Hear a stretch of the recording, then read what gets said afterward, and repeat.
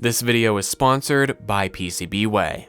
Hello there and welcome back to another video. In today's video, I'm going to be building a custom 5¼ inch drive bay to 3½ inch drive bay converter that's got some special features built in. When building DIY NASs, it can be hard to find cases that are completely full of 3½ inch drive bays, allowing you to natively mount the number of hard drives that you might want to. However, the good thing is that most of these cases also have some 5¼ inch drive bays that can be converted to bays for 3½ inch hard drives relatively easily. And this is actually something that I had to do in my very recent DIY budget NAS build. In that video, I used a 3D printed assembly to convert the bays and hinted a few times at a future project related to this. Well, this video is that future project. Today, I'll be building a 3D printed drive bay converter that has both a fan mount built in order to keep your drives from cooking themselves, and then I've also built in a custom power distribution board that allows the whole assembly to be powered by a single 6 or 8 pin PCI Express power connector, so you don't have to worry about your power supply having enough SATA power available. So let's talk a little bit about the design of this thing, and then we'll hop into building it. This build was designed to take 3 5¼ inch drive bays and convert them to 4 3½ inch drive bays, and I was quite easily able to do this while still keeping some thin shelves between the drives in order to make mounting them easier.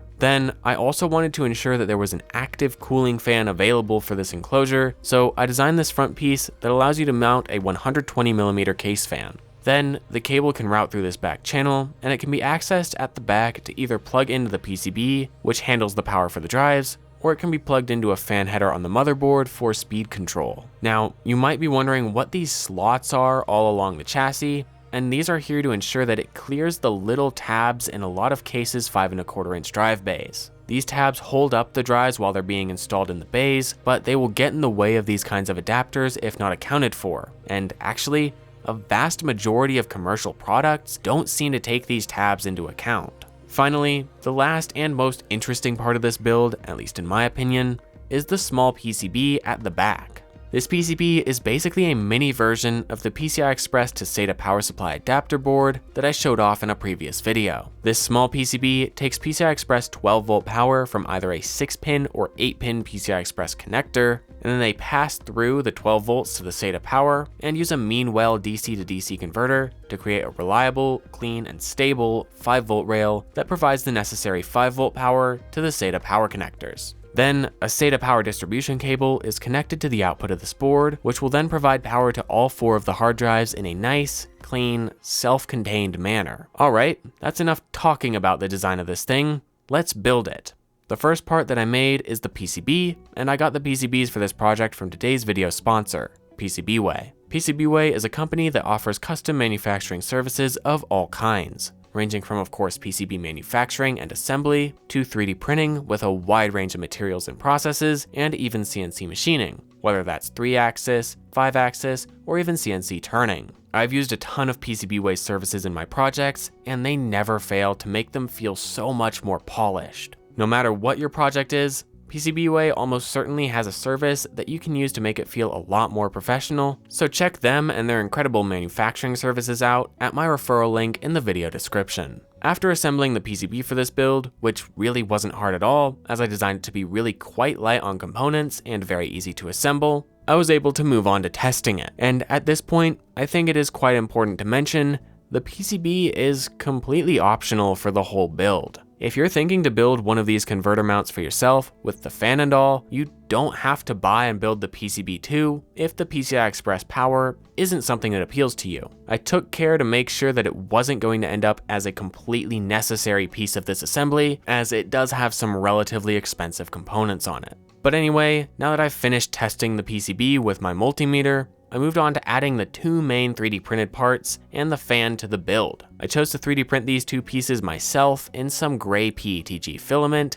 However, if you don't have a 3D printer, remember that PCBWay can 3D print things for you. When making these parts, I do recommend going with a more temperature resistant filament, as the electronic components in here will end up running decently warm at times. So something like PETG is preferred over PLA. ABS and nylon will work even better, but are probably overkill. Next up, I mounted 4 hard drives inside this enclosure with standard hard drive screws. Now, I chose to use 4 of the 2TB SAS drives that I pulled from my budget NAS build for this, because they'll allow me to properly test this enclosure in a real application. Do note that this means I won't be able to plug the SATA power cables into the drives until the whole assembly is installed in the computer and I can use the SAS to SATA adapters that are connected to the HBA card. In any case, I mounted the 120mm fan to the front panel in an orientation that allows the cable to route through this slot to make its way to the back of the assembly. Once the fan was screwed into the plate, and the plate was mounted to the main body with some M3x30 screws,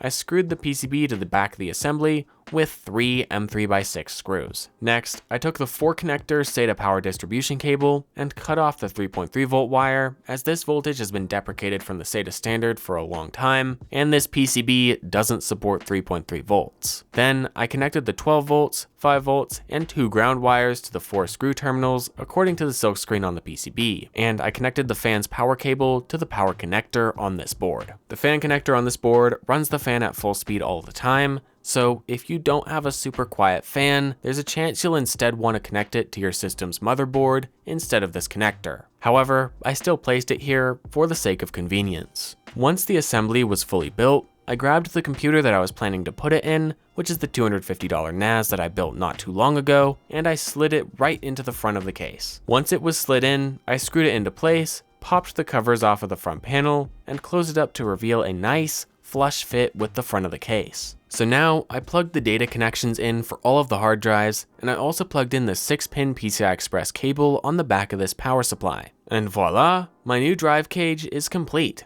Let's see how it works. Turning the system on, all of the drives spun up as normal, and the fan started pushing a small but noteworthy amount of air through the drive cage. After I set up some 10 gigabit networking so I could fully stress the drives out and therefore also the drive cage, I ran some pretty extreme transfers of a few hundred gigabytes to and from the hard drives. I'm pleased to say that both the power PCB and the hard drives in the cage stayed nice and cool, and the hard drives in particular did not exceed 35 degrees Celsius, which I think is a very good result. At a later time, I also ran an extended benchmark on this system where I transferred about 4 terabytes of files to the hard drives over 11 hours on a 1 gigabit connection. And none of the drives in the system, whether they were in the cage or not, had any issues. So I'd say this is a job well done. Hopefully, some of you out there find this project to be a useful one, and if you do, go ahead and check out the Instructable linked in the video description for full, detailed instructions on how to build one. Also, in that Instructable, you'll actually find another version of this project that was suggested by a friend while I was talking to them about what I was building, and this version has a slot in the side for an additional 2.5-inch SSD that can be just slid into place after screwing all your hard drives in.